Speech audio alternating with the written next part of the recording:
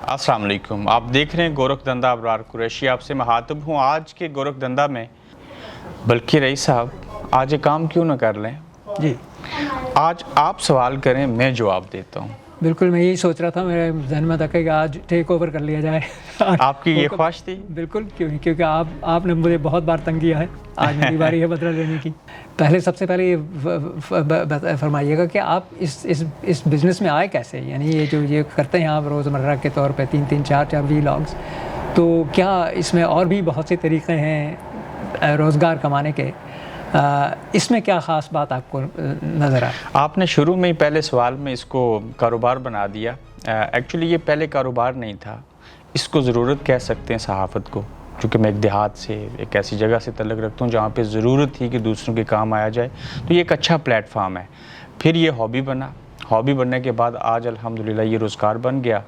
तो इसको मैं ये नहीं कहूँगा मैं हादसाती तौर के ऊपर आया, मैं ज़रूरत के पेश नज़र आया और नज़रिया ज़रूरत के तहत आया, और आज तकरीबन 17 साल हो गए ये सफ़र जारी और सारी है। ये हॉबी भी है, ये ज़रूरत भी है, ये कारोबार भी है। माशाल्लाह। बहुत से लोग जो है ना, काम को एक मुलाजमत हो या कोई भी कारोबार हो, उसको मजबूरी के तहत करते हैं, लेकिन आपके जो आपके अंदर जो जज्बा है, जो पैशन है, उससे लगता है कि आप इसको काम समझ के काम नहीं करते हैं, बल्कि एक जज्बा समझ के कि दूसरों के काम आने के हवाले से आप ये काम कर रहे हैं। बिल्कुल। देखिए रईस साहब, दुनिया में कोई ऐसा कारोबार, कोई ऐसी चीज़ नहीं है कि जिसमें आप लोगों के सामने बात भी करें, अपने जज्बात का इजहार भी करें, दूसरों की तर्जुमानी भी करें और उससे 4 पैसे भी कमाएं और बड़ी चीज़ के हलाल रिज़्क़ कमाएं और फिर आपको इज़्ज़त भी मिले, शोहरत भी मिले, पहचान भी मिले। तो ऐसी कोई दुनिया में नौकरी है?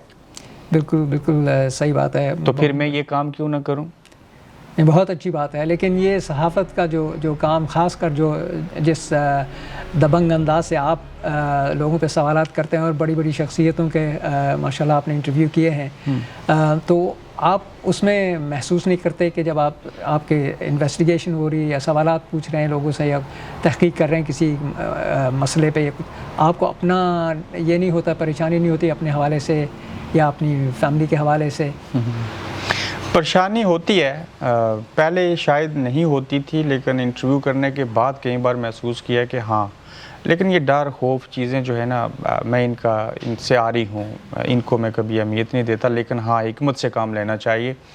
जब आप पूछते हैं कि सवालात सख्त करना, कोई इरादा नहीं होता किसी से सख्त सवाल पूछना है, ये नीयत ज़रूर होती है कि हमने अच्छे, सच्चे और खरे सवालात करने और दूसरों से मुख्तलिफ काम करना है, चूँकि काम की डेफिनेशन ही यही है कि वो जो दूसरों से मुख्तलिफ हो, जिसमें मेहनत शामिल हो। तो सबसे पहले तो इंतखाब होता है कि आप किसका इंटरव्यू करने जा रहे हैं, आपकी अपनी चॉइस होती है। तो ज़ाहिर है मैंने इंतखाब किया ना कि मैं इसका इंटरव्यू करूँगा, तो जब मैंने जिस बंदे का इंतखाब कर लिया तो मुझे उसमें कुछ नज़र आया। नज़र आने के बाद मैंने तहकीक की, मैंने उसके ऊपर तैयारी की। तैयारी मेरी इज़्ज़त है, मेरे देखने वालों के लिए वो ख़जाना है। तो जब मैं तैयारी कर रहा होता हूँ तो उसमें मैं 2 चीज़ों को मद्देनज़र रखता हूँ। एक, इस बंदे का IQ लेवल क्या है, इसकी बैकग्राउंड क्या है, इसके रवैये कैसे हैं, इसने क्या कुछ किया। तो जब मैं उसके दिमागी लेवल को समझ जाऊँगा, ये नहीं कि हमको फ़िलासफ़र हैं, लेकिन हर बंदे को उतना सवाल पूछो जो उसके रेलिवेंट है, जितना उसका दिमाग है। तो वो जो तैयारी मेरी होगी, उसकी रोशनी में जो सवालात होंगे, एक तो तरीक़ाकार, एक नेचुरल है जिस अंदाज से मैं पूछता हूँ। मुझे आज दिन तक किसी से कोई भी जायज़ शरई एतबार से और कानूनी और आइनी एतबार से जो जायज़ सवाल है पूछते हुए कोई यार नहीं हुई, भले उसमें शेख रशीद साहब मेरे इंटरव्यू से उठ के भाग ही क्यों ना चले जाएँ। बहुत सी माफ़ कीजिएगा शख्सियत हैं जो जब उनसे आप कोई ऐसा मुश्किल सवाल पूछते हैं तो वो जवाब देने उस वक्त भी गुस्से में आ जाते हैं। कभी ऐसा हुआ कि बाद में कभी उसका कुछ आपको फॉलो अप हुआ हो या आपको परेशान किया गया हो? बहुत बार हुआ। अभी धमकियाँ मिली हों? हाँ, बहुत धमकियाँ मिली हैं, इंटरव्यू डिलीट करने की कहा गया, सवालात डिलीट कर दें, इस इंटरव्यू को पब्लिश नहीं करें।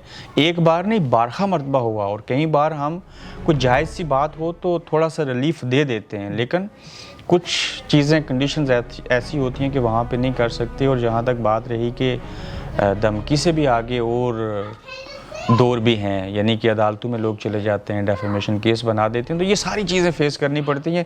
ये चीज़ें हमें मजबूत बनाती हैं, लेकिन उसमें एक शर्त है कि आपकी नीयत साफ़, आपका जो काम था वो सही तरीके से हुआ हो, تو پھر یہ چیزیں جب آتی ہیں آپ اس سے گزرتے ہیں تو وہ کہتے ہیں نا آپ ایک کندن بن جاتے ہیں. لیکن ایسا آپ کیا سمجھتے ہیں ایسا کیوں ہوتا ہے کہ لوگ اتنا پرسنل کیوں لے لیتے ہیں ہر بات کو؟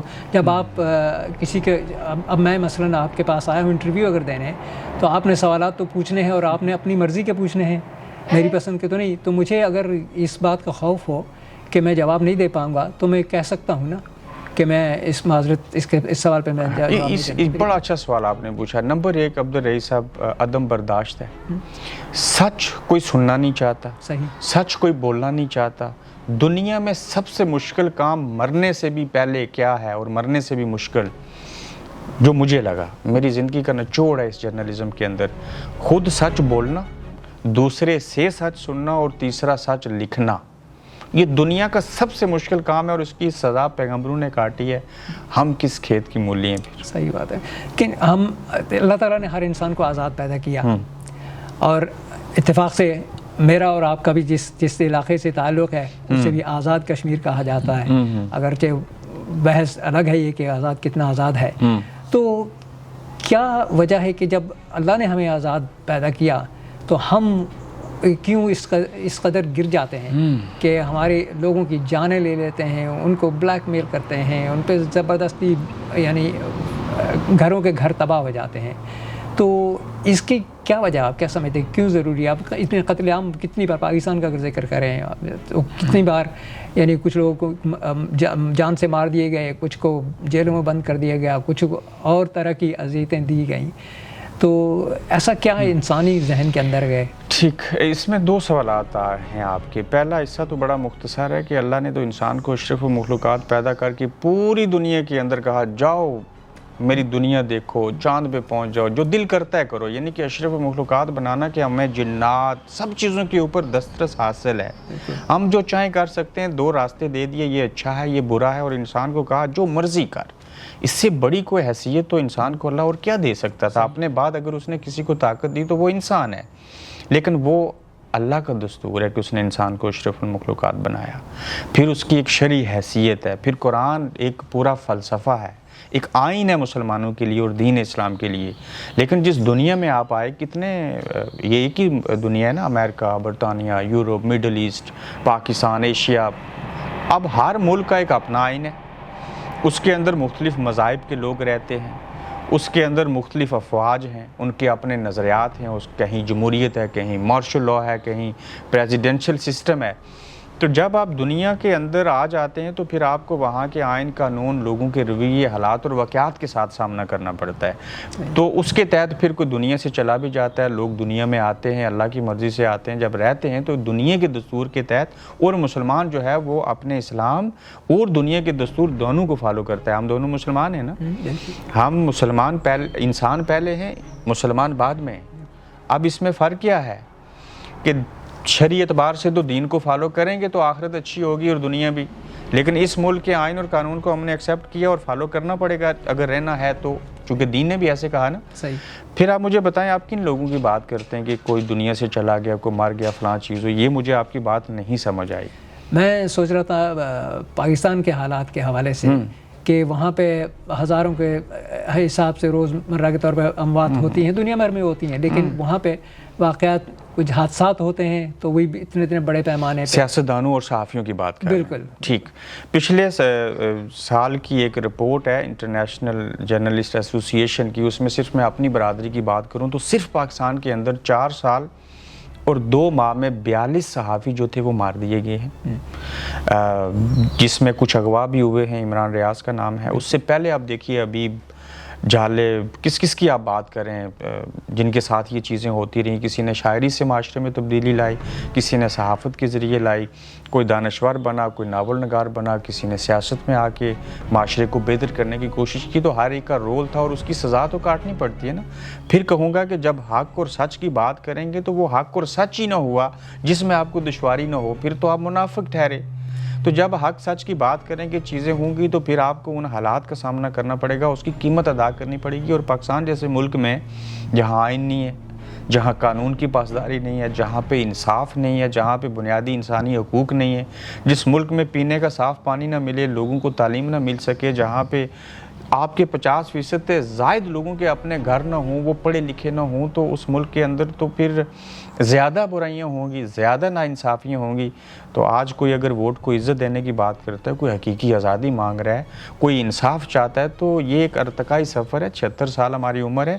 اس گریٹ بریٹن کو بھی تو انسان بننے کے لیے ان لوگوں کو کئی 100 سال لگے. یہ تو لیٹ 1970s کے بعد انہوں نے جو سیاہ فام تھے ان کو تو قیدی رکھا ہوا تھا, وہ تو ان کے نوکر چاکر تھے. یہاں پہ تو ایک گھر میں 25 لوگ رہتے تھے, یہاں پہ تو ٹوائلٹ نہیں ہوتی تھی. اور پھر آپ دیکھیے کہ آج انہوں نے خواتین کو حقوق دیے. آج وہی سیاہ فام جو ہیں وہ ہاؤس آف پارلیمنٹ میں اور ہاؤس آف لارڈ میں اور میڈیا میں اور ہر شعبہ زندگی کے اندر بیلنس ہیں. تو ہم 76 سال میں ان کے سامنے ایک بچے ہیں, تو اگر ان کو 300-400 سال لگا جنہوں نے ہم سے آزادی حاصل کی, تو ہمیں ٹائم لگے گا. اور وہ ٹائم آ چکا ہے, شعور بڑھ رہا ہے, لوگوں کو سمجھ آ رہی ہے. یہ ٹک ٹاک, یوٹیوب سارے جو ہیں وہ کردار ادا کر رہے ہیں اپنا اپنا. تو یہ آپ کیا سمجھتے ہیں جو حالات ہیں اس وقت پاکستان میں سیاست کے حوالے سے اور دیگر مسائل کے حوالے سے, تعلیم وغیرہ, تو یہ سوشل میڈیا اس میں اپنا کتنا کردار ادا کر رہا ہے؟ آج مجھے آپ سے سوال لے کے جواب دینا پڑ رہا ہے, تو مجھے جواب دینا پڑے گا. یہاں پہ یہ اظہار کرنا ضروری ہے کہ اگر میں جرنلزم میں نہ ہوتا, مجھے بالکل سیاست سے دلچسپی نہیں ہے. پتہ نہیں کیوں مجھے چڑ ہے. یہ اب مجبوری ہے اور اب ضرورت ہے کہ ہمیں اس ماحول کے اندر ایڈجسٹ ہو کے یہ چیز کرنی ہے, ورنہ سیاست سے مجھے کوئی دلچسپی نہیں تھی. دیکھیے 21ویں صدی میں ہم رہ رہے ہیں. آپ خود آئی ٹی میں رہے, 1970s میں آئی ٹی میں رہے, جب ایک پورے کمرے میں ایک کمپیوٹر آتا تھا. تو آج دیکھیں آپ کے ہاتھ میں کمپیوٹر نہیں, اس سے بھی بڑی چیز ہے, یعنی کہ پوری دنیا ہے آپ کے موبائل کے اندر. تو کیوں شعور نہیں آئے گا؟ اس دور کے اندر آپ کو کوئی مسجد میں جانے کی ضرورت نہیں ہے شعور کے لیے. آپ کو قاعدہ کلاس سے لے کے ماسٹر ڈگری کرنے کی بھی ضرورت نہیں ہے. یہ سوشل میڈیا کے اوپر آپ ایک کی بات سنیں, دوسرے کی سنیں, تیسرے کی سنیں, آپ کو شعور آ جائے گا. تو ہر صورت میں جو ہے سوشل میڈیا, یہ جدید دور جو ہے, ابھی تو یہ ٹیکنالوجی رپورٹ ڈلیوری کر رہے ہیں, پتہ نہیں فلائی کرنے والی چیزیں آ جائیں گی, بغیر ڈرائیور کی گاڑی جہاں پہ آ گئی تو وہاں پہ عوام کو شعور نہیں آئے گا. ترقی کر رہی ہے ٹیکنالوجی, بالکل آ رہی ہے, اور پاکستان کے اندر اسی چیز نے تو شعور دیا, ورنہ تو ہمارے پاس تو یکساں نصاب بھی نہیں تھا. تو اس کا مطلب ہے کہ لوگ جو ہے وہ سمجھ رہے ہیں ان سیاستدانوں کو جو عوام کو ایک وقت میں بیوقوف بنا سکتے تھے. اب شاید وہ حالات نہیں ہیں, لوگوں میں اب سمجھ آ گئی ہے. اور مثال کے طور پہ ابھی یہ نواز شریف صاحب کا اعلان ہوا ہے پاکستان جانے کے حوالے سے 21 اکتوبر کو غالباً, اس سے پہلے بھی کئی بار اعلانات ہو چکے ہیں. تو آپ کیا سمجھتے ہیں, اس بار جائیں گے اور وہاں پہ کوئی مثبت کردار ادا کر پائیں گے؟ نو ڈاؤٹ کہ یہ سوال پوچھنا پڑ گیا, چونکہ نواز شریف صاحب نے اتنے ڈاؤٹ ڈال دیے کہ اب ہر بندے کو شک ہے کہ اب بھی جائیں گے یا نہیں جائیں گے. میری ذاتی رائے بھی ہے اور ایک حقیقت بھی ہے کہ نواز شریف صاحب ہر صورت جائیں گے. اب وہ 21 اکتوبر کو جائیں گے یا جب بھی جائیں گے, لیکن جانا تو ہے. ایک سیاستدان جیل میں ہے, اس سے پہلے نواز شریف جیل میں تھے, اس سے پیچھے جائیں محترمہ بینظیر بھٹو, شہید زرداری صاحب, فاطمہ جناح تک چلے جائیں, کس نے صحبتیں برداشت نہیں کی. تو یہ ایک ارتقائی سفر ہے جس سے تمام سیاستدان ہی صرف گزرے ہیں اور یہی برے ہیں, انہی کو کرپٹ کہا گیا. میں کسی کی گارنٹی اور شورٹی نہیں دے سکتا, کوئی چھوٹی برائی ہے, کوئی بڑی برائی ہے, کوئی تھوڑا کرپٹ ہے, کوئی زیادہ کرپٹ ہے, مگر یہ سیاستدان کسی اور کے مقابلے میں فرشتے ہیں. ہم صحافیوں نے, ہم عوام نے, اس اسٹیبلشمنٹ نے مل کے ایک پروپیگنڈا بنا کے صرف سیاستدانوں کو چور اور برا کہا ہے, جو کہ میں اس بات سے اتفاق نہیں کرتا ہوں. یہی صرف قصوروار نہیں ہیں, یہ بہتر لوگ ہیں, یہ عوام کے نمائندے ہیں, یہ جیسے کیسے بھی ہیں, یہ کسی اور سے اچھے ہیں. یقیناً دوسرے دیگر جو ادارے ان میں بھی ایسے لوگ ہوں گے, لیکن جو مطلب ہے کہ جن کو آپ 100% ایماندار نہیں کہہ سکتے, لیکن سیاستدانوں پہ کیا عوام کا زیادہ حق نہیں بنتا کہ ان کو گریبان ان کا پکڑے, کیونکہ ان کو ووٹ دے کے ووٹ کی طاقت سے لاتے ہیں اقتدار میں؟ دیکھیے پاکستان کی تاریخ کا کوئی الیکشن ایسا نہیں ہے جو فیر ہوا ہو, دھاندلی ہوتی رہی, الیکشن مینج ہوتا رہا. چاہے عمران خان صاحب حکومت میں آئے الیکشن مینج تھا, نواز شریف صاحب آئے اس میں بھی کسی اور کی دلچسپی تھی, 2 تائیکسیت سے آئے, کسی کو پسند نہیں آیا. تو پاکستان کے اندر جو نظام ہے وہ جکڑا ہوا ہے, اس میں عدلیہ, اس میں میڈیا, اس میں ایون عوام. ووٹ دے بھی دیں تو ان کی اس رائے کو مقدم نہیں سمجھا جائے گا، چونکہ مناپلی ہے، مینجمنٹ ہے، پرسنل انٹرسٹ ہیں جس کے تحت یہ ساری چیزیں ہوتی ہیں۔ عوام کی رائے، عوام سے بڑی طاقت کوئی نہیں ہے، بالکل عوام کا یہ حق ہے کہ ان کا احتساب کریں، اور وہ احتساب کیسے ہو سکتا ہے؟ ووٹ کی پرچی سے ہو سکتا ہے نا، اس کے علاوہ کوئی میکنزم ہے نہیں ہے۔ لیکن مسئلہ کیا ہے کہ آج الیکشن مانگے جا رہے ہیں، تمام پارٹیاں چلا رہی ہیں، سوائے ایک دو پارٹیز کو چھوڑ کے نہیں ہو رہے۔ تو اس نظام کو پہلے آزاد ہونا ہے، اس جمہوریت کو پٹڑی کے اوپر آنا ہے، پھر آپ سیاستدانوں کو جواب دہ بھی سمجھ سکتے ہیں، ان کا احتساب بھی کر سکتے ہیں۔ پہلے وہ بیچارے خود تو آزاد ہو جائیں۔ تو سیاستدانوں کو یکجا نہیں ہونا چاہیے اس مقصد کے لیے؟ دیکھیے، جتنی نفرتیں سیاستدانوں نے آپس میں پال لی ہیں، ایک دوسرے کی شکل نہیں دیکھنا چاہتے، ایک دوسرے پہ الزام لگاتے ہیں، سچے بھی الزام ہیں اور جھوٹے بھی ہیں۔ جیسے ان کی بیماریاں اور ان کے کیس جتنے جھوٹے کیس ہیں اتنی جھوٹی بیماریاں ہیں۔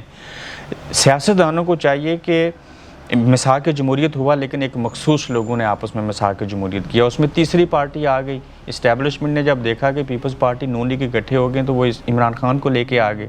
عمران خان تھے پہلے سے، لیکن ان کو تھوڑا سا پالش کیا، دھرنے کروائے اور چیزیں ہوئیں۔ لیکن جب عمران خان ان سب 11 جماعتوں سے پاپولر ہو گئے تو اب ظاہر ہے اگر سیاستدانوں نے اپنا چنگل جو ہے اس کو ٹھیک کرنا ہے، کسی اور کے چنگل سے نکلنا ہے، تو ان کو ایک اجتماعی طور کے اوپر مساق جمہوریت کرنا چاہیے، کرنا پڑے گا۔ اب وہ چیزیں ریلائز سب کو ہو گئی ہیں کہ ہماری خرابیاں کہاں پہ اور کیا چیزیں ہیں، تاہم یہ سارے کبھی بھی ایک پلیٹ فارم کے اوپر آئیں گے نہیں۔ آج پیپلز پارٹی اور نون لیگ پی ڈی ایم کے پلیٹ فارم پہ ایک تھے، لیکن آج پھر سے تقسیم ہو گئے۔ ان کو بیانیہ بنانا پڑتا ہے، چیزیں کرنی پڑتی ہے۔ مصیبت کیا ہے، یہ لوگ جس کو موقع ملا ہے اس نے اسٹیبلشمنٹ کے ساتھ ڈیل کی اور ذاتی مفادات ہیں۔ جس دن ان کو سمجھ آ گئی کہ ہمیں ملک اور قوم کے فائدے کے لیے اور پھر اپنے فائدے کے لیے اور اپنی سیاسی جماعت کو آگے لے جانے کے لیے ہمیں یہ مساق جمہوریت اور چیزیں کرنی چاہیے، پھر یہ ساری چیزیں ٹھیک ہو جائیں گی۔ مصیبت کیا رہی کہ ہم خود ہی نہیں آزاد ہونا چاہا ہم نے۔ بالکل، تو اس کا مطلب یہ ہے کہ ابھی یہ چکر، یہ سفر برسوں تک جاری رہے گا، کیونکہ فی الحال تو کوئی ایسے حالات نظر نہیں آ رہے جہاں پہ تمام سیاستدان یکجا ہو جائیں۔ یہ ضروری ہے کہ سارے سیاستدان یکجا ہو جائیں، لیکن ایسے حالات بن چکے ہیں، اب سب کو سمجھ آ گئی ہے۔ یہ بنیادی چیز ہوتی ہے کہ لوگ سمجھ جائیں کہ ہمیں چاہیے کیا۔ ہر ادارے کے اندر اچھے لوگ بھی ہوتے ہیں، برے لوگ بھی ہوتے ہیں، چند تھوڑے برے لوگوں کی وجہ سے پورا ادارہ بھی بدنام ہوتا ہے۔ اسی طرح سے ہر ایک پارٹی کے اندر بلا کے انٹلیکچوئل اور اچھے قسم کے لوگ ہیں، لیکن ان کی سنوائی اور شنوائی نہیں ہے۔ مصطفیٰ نواز کھوکھر کی بات کریں، شاہد حقان عباسی کو دیکھ لیں، کتنے لوگوں نے بغاوت کی اپنی پارٹیز کی پالیسی سے اور باقی چیزوں سے۔ مسئلہ کیا ہے کہ ہماری پارٹیز کے اندر جمہوریت نہیں ہے، ہم گھر کے اندر انصاف نہیں کر سکتے، ہم اپنے بہن بھائیوں اور بچوں سے انصاف نہیں کرتے، ہم جائیدادوں کے اندر جو بہنوں کا اور ماں کا اور باقیوں کا جو حصہ ہوتا ہے وہ نہیں دیتے۔ تو جب ہماری بنیادیں مضبوط ہو جائیں گی، ہماری پارٹی جمہوری ہوگی، وہاں پہ وراثتی نظام نہیں ہوگا، باپ دادا پھر بیٹا پھر پوتا، ان چیزوں کو نا جب تک ہم چینج نہیں کرتے اس وقت تک بات آگے نہیں بڑھے گی۔ اور اس میں بھی کوئی دو رائے نہیں ہے، آج عمران خان نہ ہو اس کی پارٹی کی کیا حیثیت ہے، آج نون لیگ کا مطلب نواز شریف ہے، وہ سربراہ نہ ہوں تو ان کی کیا حیثیت رہے گی۔ تو یہ ایک ارتقائی سفر ہے، ہماری بڑی چھوٹی عمر ہے، اور چھوٹی عمر کے حساب سے جتنا پاکستان بننے سے اب تک جیسے مارشل لاء رہا، آج بھی ملٹری ڈیموکریسی میں اس کو کہتا ہوں، جو حرکتیں ہوتی رہیں اس کے کمپیرزن میں ہم دیکھیں تو ہم نے پچھلے چند سالوں کے اندر اویئرنیس ملی، عوام کو شعور آیا، چیزیں پازیٹیو وے کی طرف جائیں گی کیونکہ سمجھ آ گئی ہے۔ تو یہ جو ہمارے جو 3 فورسز ہیں، بحریہ، فضائیہ اور گراؤنڈ فورس، تو اس میں سب سے زیادہ عمل و دخل جو ہے وہ فوج کا کیوں ہے؟ باقی کسی آرمی چیف کا پاکستان میں آج تک جتنے بھی آرمی چیف گزرے ہیں ہر ایک کو ان کا نام معلوم ہے، کسی نیوی چیف کا یا فضائیہ چیف کا کسی کو نام معلوم ہے؟ مجھے بھی معلوم نہیں ہے۔ ان ایئر فورس کا اور نیوی کا جو ہے وہ تو سیاست میں کوئی کردار نہیں ہے۔ ہاں ایک میٹنگ ہوتی ہے، اجلاس ہوتا ہے تو اس کے اندر تو وہ سارے بیٹھتے ہیں، قومی سلامتی کمیٹی کی میٹنگ اس کو کہتے ہیں۔ دیکھیے، پاکستان جب سے بنا تھا نا، جب ہماری بنیادیں رکھ دی گئیں تو کچھ شروع دن سے ایسی حرکتیں ہو گئیں کہ ایوب خان صاحب جو تھے جب وہ کور کمانڈر تھے تو لکھنؤ گئے قائد اعظم محمد علی جناح کے ساتھ، تو اس وقت بانی پاکستان نے کہا کہ آپ مجھے سلیوٹ نہیں کر سکتے، چونکہ آپ فوجی والا کام کم کرتے ہیں اور سیاست میں آپ کی دلچسپی مجھے زیادہ نظر آتی ہے. یہی وجہ تھی کہ جب قائد اعظم نے پشاور میں خطاب کیا اپنی وفات سے کچھ عرصہ پہلے، چند ماہ پہلے، تو اس میں انہوں نے ایک موضوع رکھا جس کے اوپر انہوں نے بات کرنی تھی کہ پاکستان کے حوالے سے میں کچھ چیزیں بتاؤں. ذرا ایک لیکچر تھا ان کا، تو انہوں نے تمام چیزوں کو بالائے طاق رکھتے ہوئے انہوں نے صرف فوج کے اوپر لیکچر دیا کہ آپ کو اپنا کام کیا کرنا چاہیے، کیا چیزیں ہونی چاہیے. تو جس بانی پاکستان نے ملک بنایا ان کی موجودگی میں اگر فوج مداخلت کرتی تھی، آج تک اگر وہ چیز ہو رہی ہے تو اس کو بڑا وقت لگے گا پیچھے دھکیلنے کے لیے، چونکہ 76 سالوں کا نصف کتنا ہوتا ہے؟ 38. انہوں نے 38 سالوں سے زیادہ تو مارشل لا لگائے رکھا ملک کے اندر، اور آج بھی ڈائریکٹلی اور انڈائریکٹلی پاکستان کے اندر ملٹری ڈیموکریسی ہے، تو ٹائم لگے گا. لیکن یہ ایک بات یہ بھی ہے نا کہ جہاں پہ عوام سیاستدانوں کے ساتھ پیار کرتے ہیں یا کسی کے ساتھ نفرت کرتے ہیں، جہاں تک فوجیوں کی بات آتی ہے، فوج کی بات آتی ہے، تو وہ اچانک ہر ایک کا جو ہے محبت جو ہے وہ اپنی فوج کے لیے جاگ اٹھتی ہے. جاگنی چاہیے. لیکن دنیا میں اور کہیں ایسا کیوں نہیں ہوتا ہے؟ دیکھیے، یہ فوج ہو یا کوئی بھی ہو، کوئی کسی کے اوپر احسان نہیں کرتا. تنخواہ لیتے ہیں، ملتی ہے، نیت اچھی ہو، جذبات ہیں ان کے، بالکل ایسا ہی ہے. ملک، قوم اور مذہب کا دفاع کرتے، اس میں کوئی دو رائے نہیں. ہماری فوج، عام فوج تو بہت اچھی ہے. یہی عوام جو تھے، مشرف صاحب نے مارشل لا لگایا، لڈو کھا لیے. ضیاء الحق صاحب آئے، اس کے اوپر بھی انہوں نے مٹھائی کھا لی.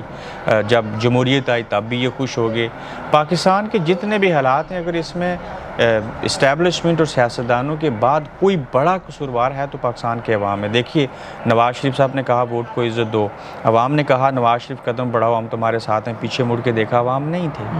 اسی عوام نے نعرہ لگایا نا، ایئرپورٹ پہ گئے لنڈن سے وہاں پاکستان، تو عوام استقبال کرنے کا بھائی بھی نہیں پہنچا. پھر دیکھیے عمران خان صاحب آج اس عوام اور ملک کے لیے جیل میں ہیں، عوام نے اس طرح سے ان کا ساتھ نہیں دیا. تو عوام ترکی کی طرح، باقی ممالک کی طرح اگر ساتھ دے دیں، یہ خمینی ایران کی طرح، تو اس طرح کی 10 فوجیں آ جائیں، اس طرح کے جتنے مرضی کھلواڑ ہوں، عوام سے بڑی طاقت کوئی نہیں ہے. یہ سارے معاملات سلجھ سکتے ہیں، لیکن عوام صرف بات کرتے ہیں، جذبات دکھاتے ہیں، امپلیمنٹ نہیں کرتے جو ان کے حصے کا کام ہوتا ہے.